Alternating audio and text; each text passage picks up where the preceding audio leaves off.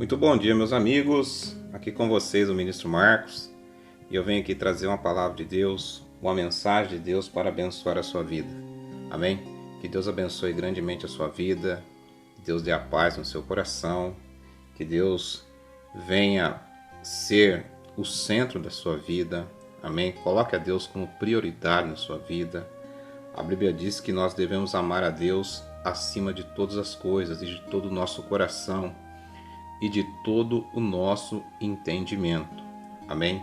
Então nós precisamos, irmãos, priorizar a comunhão com Deus. Comunhão com Deus na nossa casa, no nosso trabalho, indo à casa do Senhor, estando em comunhão com os irmãos, lendo a palavra de Deus, orando, se consagrando. Amém? A Bíblia diz que perto está o Senhor daqueles que o invocam. Amém? Então Deus é Deus de perto e não Deus de longe. Amém? Nós iremos meditar na palavra de Deus. Eu queria pedir a você, se você ainda não é inscrito no nosso canal e essas mensagens têm abençoado a sua vida, se inscreva no canal. Assim você vai estar aí fortalecendo o canal e mais ainda Deus vai estar abençoando a sua vida. Amém? Nós iremos meditar na palavra de Deus. A nossa mensagem está aqui no livro de 2 Reis, capítulo 4. Nós vamos ver aqui hoje algo importante, irmãos, que é a importância da nossa confissão.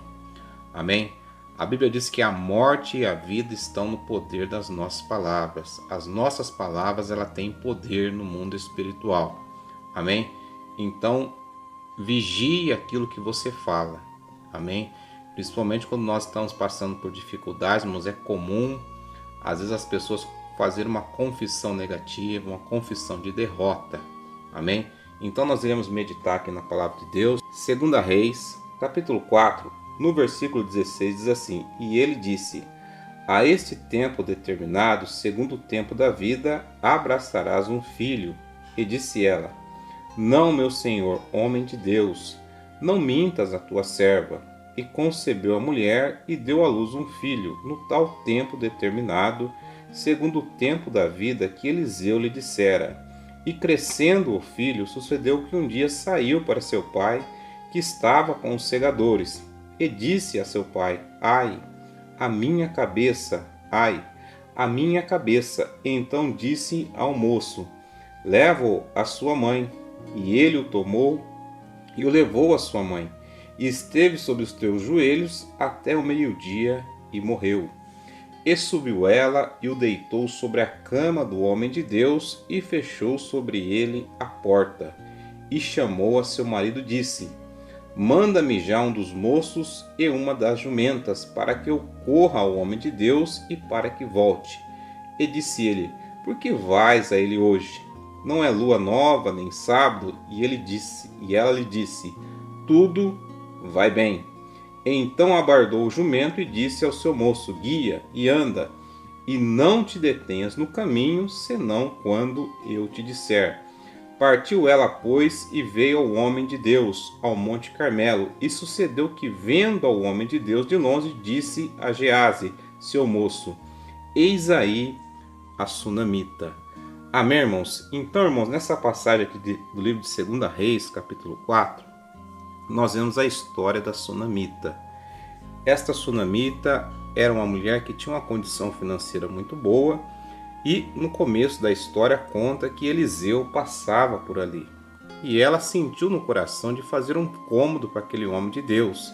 E ele, toda vez que passava por ali, se retirava ali. E Eliseu, vendo o cuidado que aquela mulher tinha com a obra de Deus, o zelo que ela tinha pela vida dele, ele falou a ela se não haveria algo que ele poderia fazer para abençoar a vida dela. Ela disse: Eu estou satisfeito porque eu habito no meio do meu povo. Amém? E Eliseu, irmãos, ele deu uma palavra profética para aquela mulher que ela iria gerar um filho. O marido dela já era avançado em idade, ou seja, ela já não tinha mais esperança de ter um filho. E no tempo determinado, como nós lemos aqui na palavra de Deus, aquela criança nasceu. E só que em determinado tempo da vida daquela criança, um dia aquela criança começou a sentir uma dor de cabeça e ela acabou falecendo. Amém, irmãos? Olha que situação muito difícil, Olha que situação desafiadora. Como que você reage, irmãos, quando os problemas batem à sua porta? Amém? É claro que eu estou dando um exemplo aqui bem extremo, mas aquela mulher, irmãos, ela teve uma atitude positiva diante daquela situação. Ela colocou aquela criança morta no quarto do homem de Deus e ela foi até ele. O marido dela perguntou para ela: "Aonde você vai? Não é lua nova e nem sábado?" E ela disse: "Tudo vai bem." E é nesse ponto da mensagem que eu queria chamar a sua atenção hoje. Amém? Como você tem reagido às situações adversas que têm vindo sobre a sua vida? Você tem feito uma confissão positiva? Você tem falado que vai dar certo em nome de Jesus, porque eu creio na palavra de Deus? Ou você tem confessado a derrota? Aquela mulher, ela disse: tudo vai bem, porque aquele filho, irmãos, era uma promessa de Deus para a vida dela. Amém? E a Bíblia diz que a palavra do Senhor, ela não volta vazia. Aquilo que Deus prometeu, Ele cumpre pela palavra dele. E nós sabemos dos ardis do inimigo contra a nossa vida. Amém? Então aquela mulher, ela tomou uma atitude positiva diante da palavra de Deus. Ela foi até o homem de Deus. Depois você continua lendo o milagre lindo que Deus operou na vida daquela sunamita. E é o mesmo, irmãos, que Deus quer fazer na nossa vida. Porque a palavra de Deus diz que o nosso Deus, Ele é o mesmo ontem, hoje e será eternamente. Deus, Ele não muda. Deus não é homem para que minta e nem filho do homem para que se arrependa. Amém, irmãos? Então, olhe para a palavra de Deus, faça a confissão positiva, ainda que você esteja atravessando um mar revolto, um mar em meio a uma grande tempestade, creia que você vai atravessar e vai chegar até o outro lado. Qual que é o problema que muitas das vezes tem vindo contra a sua vida? Às vezes não é um problema familiar, é uma enfermidade. Irmãos, é a libertação de um ente querido. Quantas pessoas estão sofrendo, por exemplo, às vezes com um filho que está viciado nas drogas, um filho que às vezes saiu de casa e está com más companhias, problemas às vezes com o marido, com a esposa, problemas financeiros. Amém? Pessoas que têm problemas, às vezes, que são dependentes de medicamento para poder dormir, pessoas que estão depressivas, angustiadas. Amém? Faça a confissão positiva, creia na palavra de Deus. A Bíblia diz que a fé é o firme fundamento das coisas que se esperam e a prova das coisas que não se veem. É só você ler ali em Hebreus capítulo 11, fala a respeito da fé, fala a respeito dos heróis da fé, as obras que eles praticaram mediante a fé na palavra do Senhor. Por isso que é importante, a Bíblia diz que a fé, ela vem pelo ouvir, e o ouvir a palavra de Deus. Mas vigie aquilo que você fala. Davi disse lá no Salmo de número 39, ele pediu a Deus que colocasse um guarda à porta da boca dele, para que ele não viesse a pecar com os lábios dele.